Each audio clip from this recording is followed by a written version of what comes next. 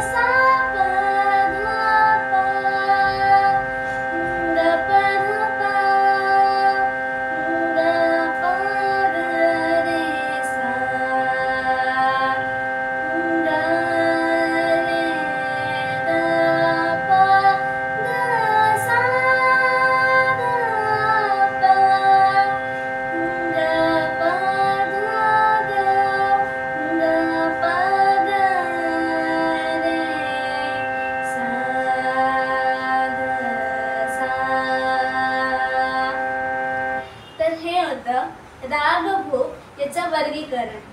पण जेव्हा तुम्हाला छोटा ख्याल आणि बडा ख्याल मध्ये डिफरन्स जर कळला असेल तर आपण नेहमी बडा ख्याल जो असतो तो आपण खूप स्लो मोशन मध्ये गातो.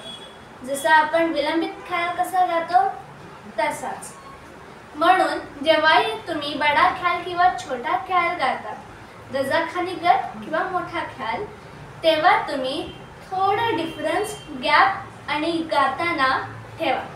म्हणजे जो आहे ज्याला कळेल बडा ख्याल आणि छोटा ख्याल कुठला आहे. तर आजच्यासाठी एवढंच. धन्यवाद.